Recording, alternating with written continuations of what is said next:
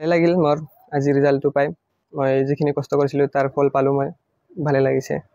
আৰু মই BTC chief Pramod বড়ো ছাৰক ধন্যবাদ জনাব বিচাৰিম যে এই অপৰচুনিটিৰ বাবে, যে চাকৰিটো মই কষ্টৰ ফলত আমি পালোঁ। পইচা দিব লগা হৈছিল? নাই নাই, পইচা এটা দিব লগা নাই। মই যিখিনি কষ্ট কৰিছোঁ, যিখিনি মই প্ৰিপেৰেশ্যন কৰিছিলোঁ তাৰে হিচাপত মই পোৱা বুলি ভাবোঁ। মই जोंहा BCDC चेयारमेननि सेक्रेटारि पदाव आंनि फिसाला अंकुराज बर'आ इन्टारभिउ होदोंमोन। इन्टारभिउनि उनाव बिथांनि जितु सेक्रिफाइस, बिथांनि जितु खस्थ'नि बिनिमयाव रिटेनावबो पास जाबाय, अरेलावबो पास जाबाय आरो दिनै फाइनाल लिस्टआव ओंखारबाय। बिनि थाखाय आं गोजोननाय मोनबाय। आरो लोगोसे जोंनि इउपिपिएलनि चिफ